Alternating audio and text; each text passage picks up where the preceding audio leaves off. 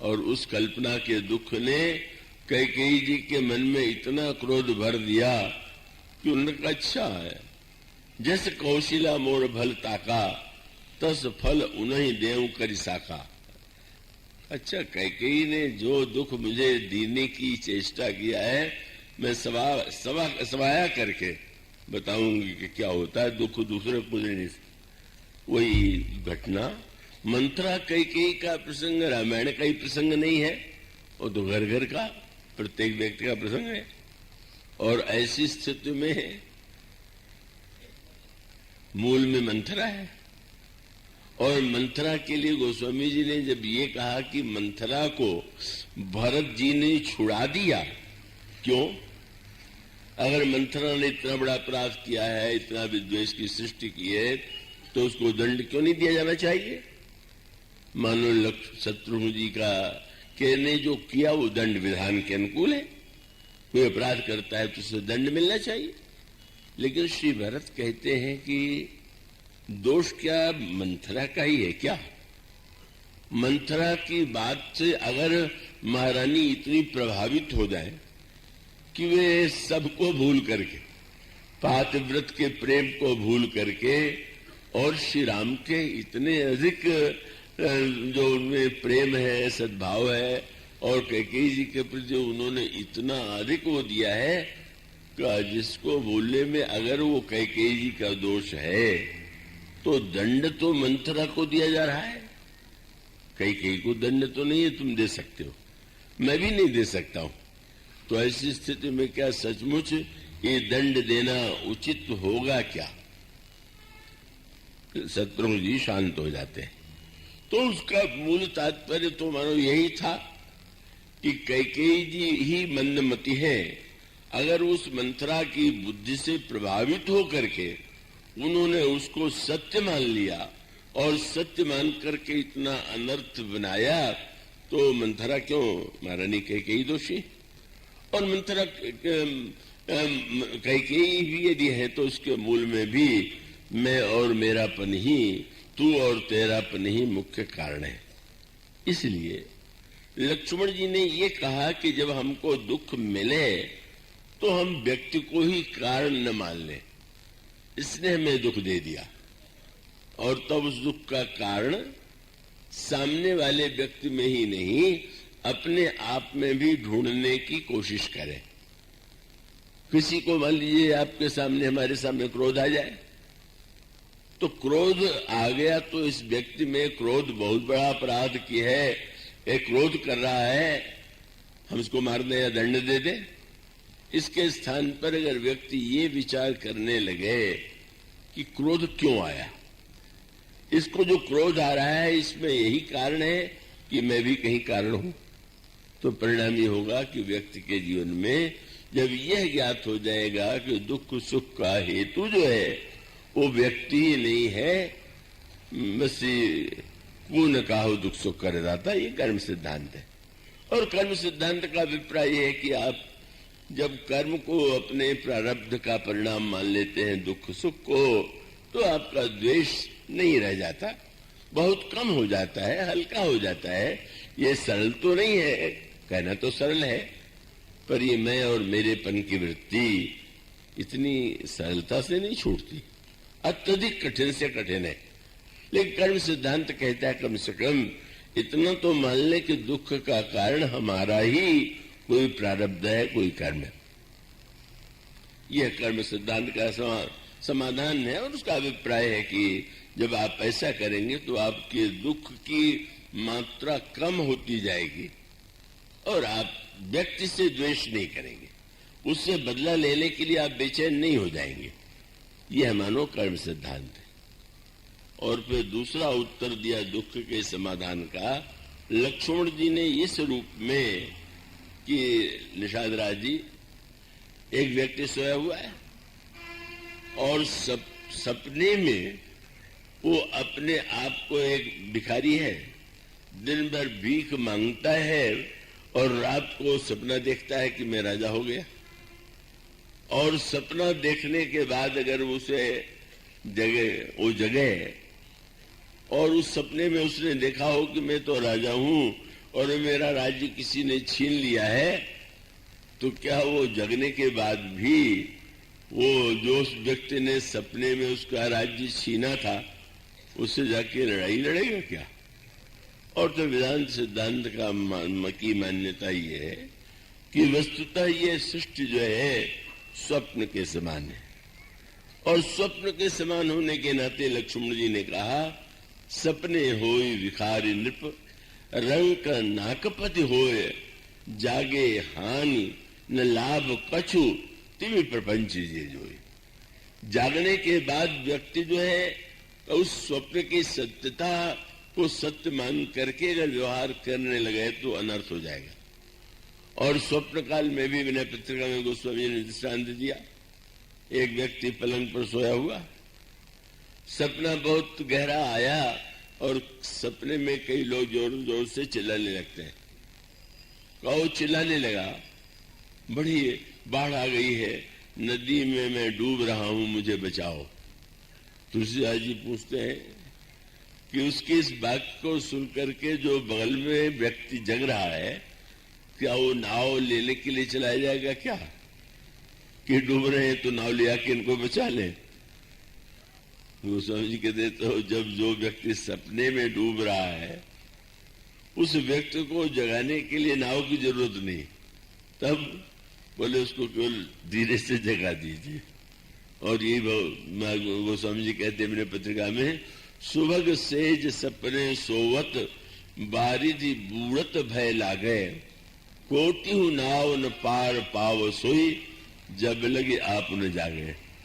एक नहीं करोड़ नाव ला दीजिए तो बचेगा नहीं, केवल जगा दीजिए बच जाएगा।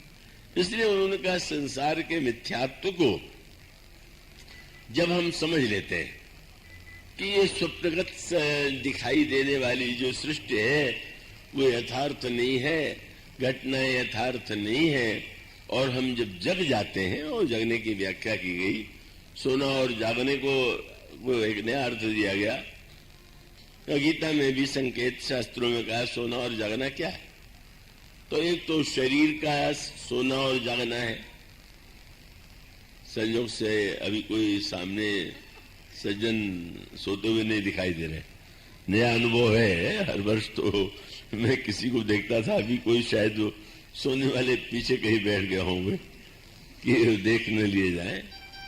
पर सोना और जागने का एक तो शरीर का है, आप जग रहे हैं या सो रहे हैं, पर आपको गीता और रामायण में मिलेगा कि सोना माने बोले मोह निशा सब सोवर हारा, देखा ही सपन अनेक प्रकारा।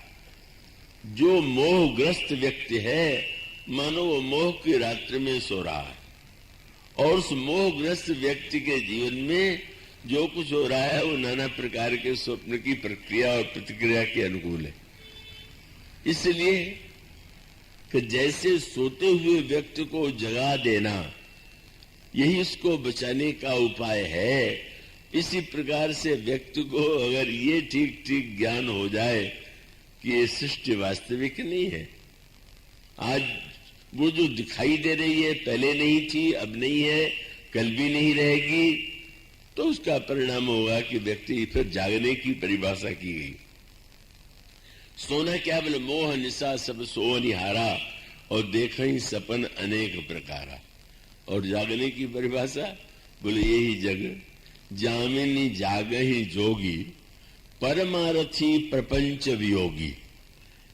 रात में किसी ने देखा आज मुझे 10 लाख की लॉटरी मिल गई, अब वो मूर्ख होगा तो जगने के बाद भी पहुंचेगा पता लगाने के लिए कि कहां मिलेगा ये रुपया, और बुद्धिमान होगा तो समझ लेगा कि भाई सपने में मिला हुआ जो दिखाई दे रहा तो मिथ्या है। इसी प्रकार से लक्ष्मण जी ने कहा कि निषाद राज, सत्य तो ये है कि ये सृष्टि इसी प्रकार की है, और इसीलिए बड़ी दार्शनिक भाषा का भी गोस्वामी जी प्रयोग करते हैं। हनुमान जी जब लंका में जाते हैं तो हनुमान जी ने लंका को कई रूपों में देखा। हनुमान जी ने लंका को दिन में भी देखा, रात्रि में भी देखा, बाहर से भी देखा, भीतर से भी देखा, और उस प्रसंग में गोस्वामी जी ने जो सूत्र दिया वो बड़े महत्व का ये है। तो हनुमान जी महाराज पर्वत शिखर पर चढ़ गए।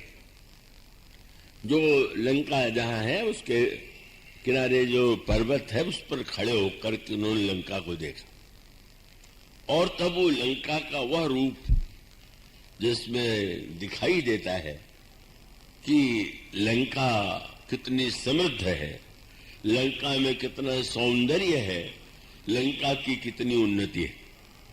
अभी 2 दिन पहले ही मैं चित्रकूट धाम में था। वहां पर जो आयोजन था उसमें रक्षा मंत्री जॉर्ज फर्नांडिस भी आए हुए थे और संयोग से उनके बाद मुझे बोलना था। तो उन्होंने जब भाषण दिया तो उन्होंने यहाँ से प्रारंभ किया कि किसी का नाम लेकर के कि लोग ये कहते हैं कि 21वीं सदी भारत की है, लेकिन अभी तो हम लोग चीन से बहुत पिछड़े हुए हैं। और उन्होंने आंकड़े दे करके कितना वहां लोहा, कितने लोहे का उत्पादन हुआ, कितना अन्न का हुआ, अन्य वस्तुओं का है, और ये कहा कि जब तक हम उससे पिछड़े हुए हैं हर उत्पादन के क्षेत्र में तो हम तो नहीं दावा कर सकते।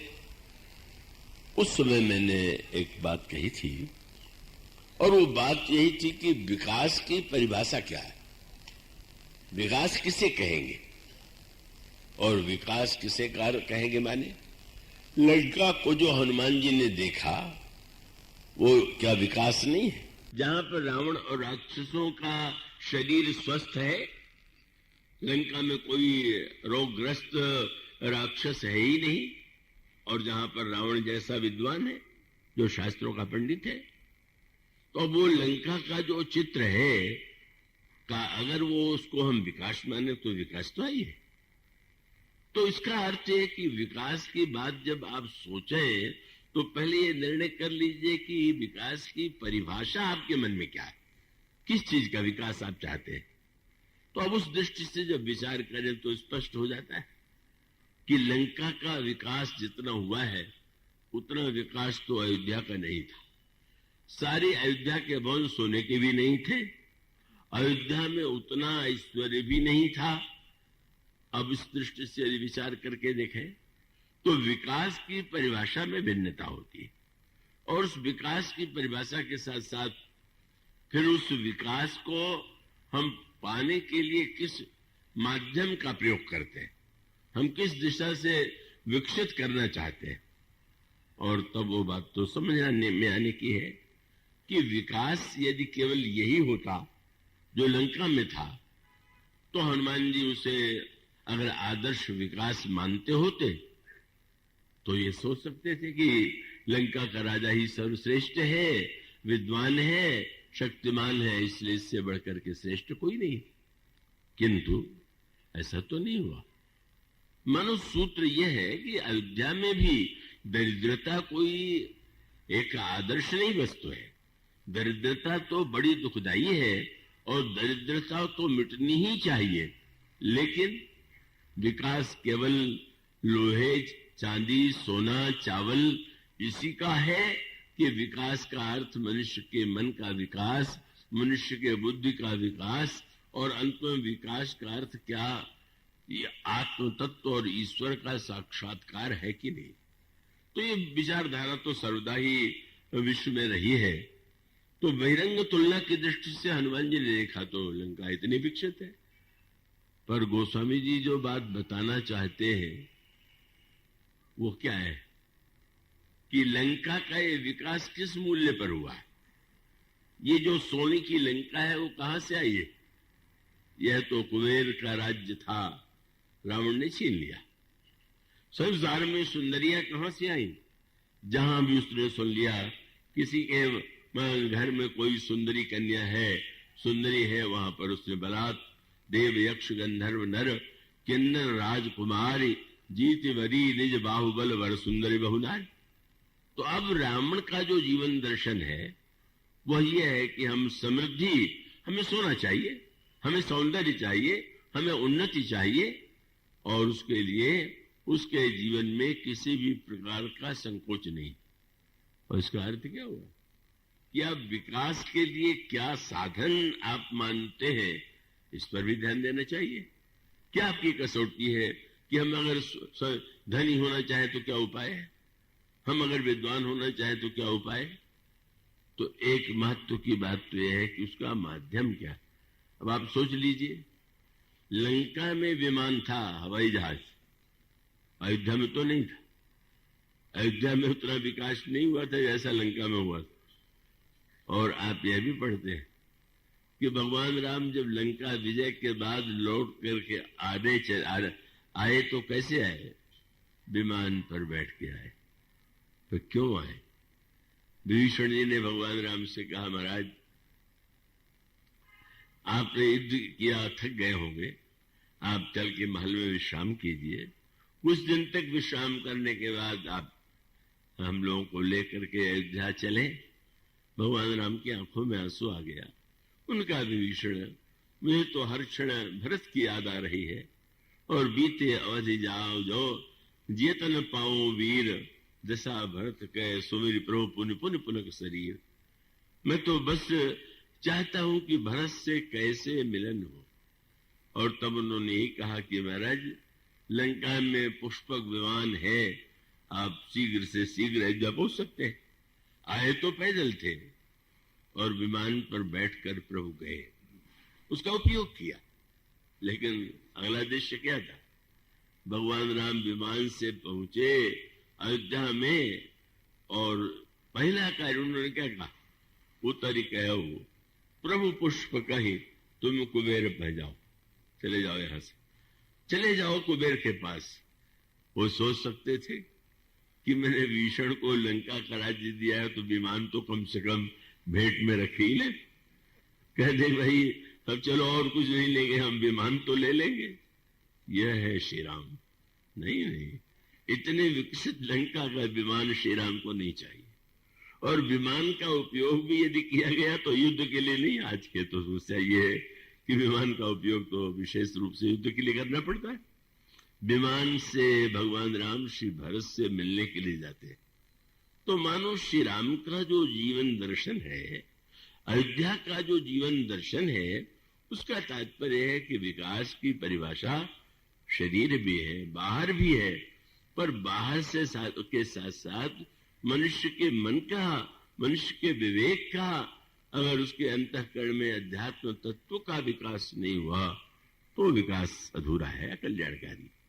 और इसीलिए यह एक संकेत था कि हनुमान जी ने जब ऊपर से लंका को देखा तो उनको तो यह निश्चित विश्वास था कि युद्ध में विजय तो श्री राम की होगी।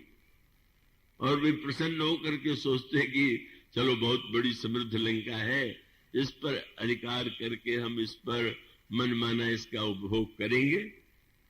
लेकिन जब आप पढ़ते हैं कि अंत में हनुमान जी ने उस लंका को जला दिया, आश्चर्य है, इतनी विकसित, इतनी समृद्ध लंका नगर को हनुमान जी जला दे, ये बात बड़ी विचित्र सी लगती है, अटपटी सी लगती है। और इसका अभिप्राय है कि लंका का यह विकास, लंका का यह सौंदर्य, समृद्धि हनुमान जी को आदर्श प्रतीत नहीं होता। तो हनुमान जी का जो जीवन दर्शन था, कुछ वर्ष पहले एक सज्जन बड़े परिचित थे मेरे, अमेरिका से लौट करके आए, कहने लगे आप लोग तो राम राज्य का वर्णन तो कथा में ही केवल करते रहते हैं, राम राज्य तो अमेरिका में ही है। तो मैंने कहा कि अब राम राज्य छोड़ के यहां कहां चले आए, आपको तो ही रहना चाहिए था। मानो इसका अभिप्राय कि हम समझ नहीं पाते विकास का अर्थ केवल बाहरी विकास नहीं। इसलिए हनुमान जी के द्वारा लंका को देखना और देखने के बाद लंका को भस्म कर देने का उद्देश्य इतना है, यो नहीं। और उसको दृष्टांत के रूप में यूं कहें कि किसी व्यक्ति के शरीर का वर्णन कोई करने लगा, नेत्र कमल की तरह का, उसकी दंत पंक्ति जो है कुंद की तरह, अंग प्रत्यंग का बहुत सुंदर वर्णन सुन करके किसी ने कहा, रे हम भी तो देखना चाहते हैं वो व्यक्ति कैसा है। पर अगर कोई व्यक्ति कहते कि हाँ है तो पर वो प्राण चला गया, तो मुर्दा है, तो क्या आप उसको देखने जाएंगे क्या? मानो फिर मुर्दा है तो भाई जला दो। तो हनुमान जी का अभिप्राय है कि जिसमें भक्ति का प्राण नहीं है, जिन हरि भगत हृदय नहीं आनी, जीवत सौ समानते प्राणी, तो मानो वो तो निर्जीव है और उसकी समृद्धि केवल बहिरंग समृद्धि के रूप में हनुमान जी ने देखा। और उसके बाद हनुमान जी ने निर्णय किया कि दिन में पर्वत के ऊपर से खड़े होकर के तो मैंने लंका को देख लिया, अब बाहर से नहीं भीतर से भी तो लंका को देखे। और भीतर से जब जाकर के उन्होंने लंका का जाने का निर्णय किया तो सोचा कि यहां तो बड़ा कड़ा पहरा है, और कड़ा पहरा है तो सायंकाल के समय हनुमान जी मच्छर के समान छोटे बन करके भीतर घुसे। जो बात कही कही गई उसके अर्थ को न समझ करके बस ऐसे बुद्धिमान श्रोता भी मिल जाते हैं, ये पूछने लग जाते हैं कि मच्छर जैसे हो गए तो अंगूठी कहां चली गई। उनकी सारी चिंता इसी में समा गई। भाई आप इस तरह से रामायण पढ़ेंगे तो रावण का उद्देश्य कभी समझ ही नहीं सकते। क्या उसका अभिप्राय तो यह है कि अगर सुरक्षा की दृष्टि से देखा जाए तो रावण में लंका में इतनी सजगता है कि मसक समान रूप का विधौरी लंक ही चले सुमिन नरहरी, लेकिन वहां पर भी पकड़ लिए गए। मानो यह है रावण की सुरक्षा का एक सुदृढ़ दृष्टांत। लेकिन उसमें तात्पर्य यही है कि हनुमान जी को लंकिनी ने पकड़ लिया मच्छर के समान, तो लंका में जो राक्षस रहते हैं उनकी दृष्टि बड़ी पैनी है, और वो छोटे से छोटा दोष भी इतनी सरलता से पकड़ लेते हैं।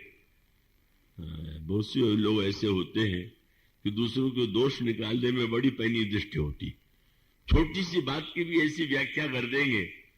और वही तो हुआ, हनुमान जी से जब लंकिनी ने बातचीत किया तो क्या दर्शन शास्त्र की बात कही। हनुमान जी ने पूछा क्या तुम भूख के कारण खाना चाहती हो, तो उसने कहा कि क्या तुम समझते हो कि लंका में कोई अकाल पड़ा हुआ नहीं है, तो क्यों खाना चाहती हो? बोले मैंने एक नियम लिया है कि संसार से चोरी को मिटा देना, भ्रष्टाचार मिटा देना, चोरी मिटा देना, ये मेरा लक्ष्य है। बड़े ऊंचे आदर्श। और हनुमान जी ने सुना और मुक्का सिर पर कस के मार दिया। तो मार क्यों दिया?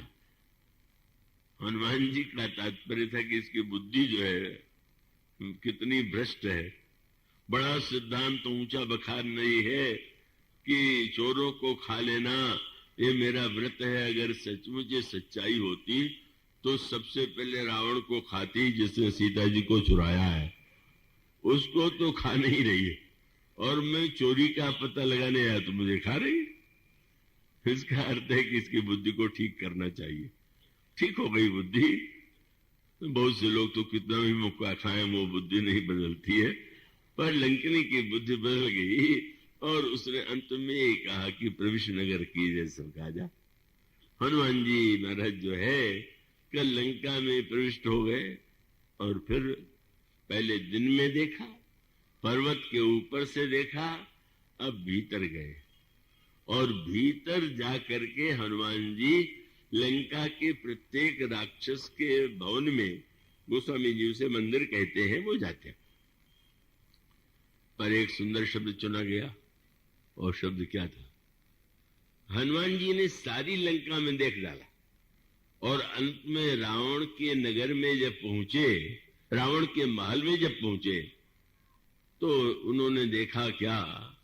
बोले सैन किए देखा कपिते ही। रावण बड़ी गहरी नींद में सो रहा है। पर अगला वाक्य बड़ा दार्शनिक है। हनुमान जी लंका के घरों में क्या देखने के लिए गए थे? क्या पाने के लिए गए थे? क्या वो सोना पाने गए थे? क्या कोई भोग की वस्तु पाने के लिए गए थे?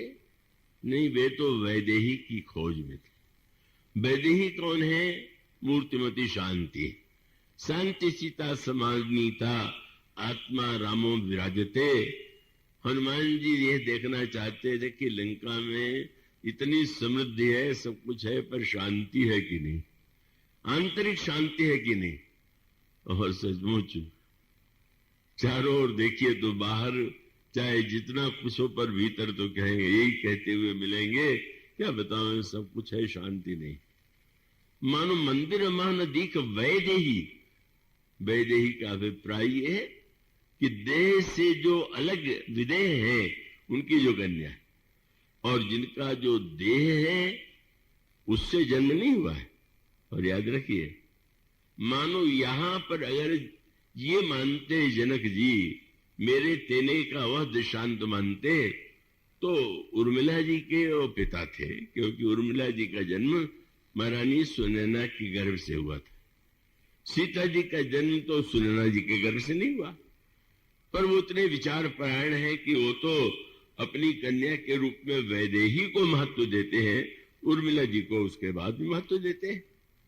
मानो सूत्र यह है कि हनुमान जी जब देखते हैं और रावण को सोता हुआ देखते हैं, तो उसके बाद गोस्वामी जी ने क्या लिखा, वहां से निकल आए और तब एक भवन एक पुण्य दीख सुहावा, हरि मंदिर तहां भंड बनावा गए। और जिस समय तर्क करने लगे, का गोस्वामी जी ने शब्द लिखा, जब हनुमान जी सोच रहे थे ताही समय विभीषण जागा। उसी समय भीषण जग गए। तो ठीक है, रावण देर तक सोने वाला रहा होगा और भीषण जल्दी जग जाने वाले रहे होंगे, पर इसका अभिप्राय आध्यात्मिक ये है कि हनुमान जी जैसे संत के आने पर भी जो सोता रह जाए वह मोह है, और हनुमान जी जैसे संत के आने पर जो जग जाए वही धन्य। संत का कार्य है वो जागृत करना, तस्मात् जागृत जागृत। और सचमुच आप जानते हैं, विभीषण को शरणागत बना करके धन्य बनाने की कार्य जो है हनुमान जी ने रावण सोता ही रखा। और क्यों सोता रहा? बोले मोह निशा सब सो निहारा। रावण मूर्तिमान मोह है, और मोह की रात्रि में जो सो रहा है और उस मोह की रात्रि में सपना देखता हुआ वो ये मानकर चलता है कि जो दिखाई दे रहा है वह दिखाई दे रहा है तो वास्तविक होगा। अंधकार को ही उसने कल्पित संसार को ही सत्य मान लिया है। सत्संग का उद्देश्य यही है। और मानो भुसुंड जी ने यही कहा कि जब तक व्यक्ति मोह के अंधकार में ही सोया हुआ है और मोह के अंधकार में सोया हुआ ही अपने आप को न जाने क्या मान बैठा है, और तब उसके बाद जब उसको गहरी नींद आ जाए, तब किस देश का, किस प्रांत का, किस जाति का, किस परिवार का, कौन उसके बेटे, कौन उसके भाई, तो कुछ नहीं। मानो रात्रि में, दिन में वो न जाने कितने परिचय वाला था, और रात्रि के प्रगाढ़ निद्रा में उसे वो कुछ नहीं था। लेकिन जब होता है तो बेचारा बेचैन रहता है, और जब कुछ नहीं होता है और सो करके उठता है तो वो वास्तव बड़ी अच्छी नींद आई। मानो बीच में जग के विचार कीजिए कि दिन में जो हमारे हजारों परिचय थे वो सही है, कि जो गहरी सपने में देखा वो परिचय सही है, कि जो गहरी सुषुप्ति में हम परिचयहीन थे। ये है गोस्वामी जी कहते हैं, जब तक हम इस सत्य पर हम विचार नहीं करेंगे तब तक हमारे जीवन में जो भ्रांति है, मैं और मोर तोर तय माया की, ये माया और मोह का जो दिव्य राज्य, अनोखा राज्य है, इसका उपाय यही है कि व्यक्ति जो है उस उलझन से अगर सुलझना चाहता है, पर बिहारी का वो दोहा आपने पढ़ा होगा, उसमें उन्होंने कहा, को उलझो यही जाल फंसी, कत कुरंग अकुलात, जो जो सूरज भगयो चहे त्यों तो उलझत जात। हम लोग जीवन में ज्यों ज्यों सुलझना चाहते हैं समस्याओं से, नई समस्या। और इसका उत्तर यह है कि पहले ज्ञान का दीपक जला करके उस समय मोह की रात्रि में जब व्यक्ति उस ग्रंथ को खोलता है तो उलझनों से मुक्त हो जाता है। इसलिए पहले ज्ञान दीपक का वर्णन किया। पर बाद में लक्ष्मण जी ने भी निषाद राज को जो समाधान दिया और इस पंक्ति में भी जो कहा गया, क्या कि ज्ञान के दीपक के साथ बहुत सी समस्याएं हैं, पर अगर जीवन में भक्ति मणि का प्राकट्य हो जाए तो हमारे जीवन में अंधकार भी मिट जाएगा और हमारे जीवन की जो उलझने हैं वो भी समाप्त हो जाएंगी और दुख का लौलेश हमारे जीवन में नहीं रह जाएगा।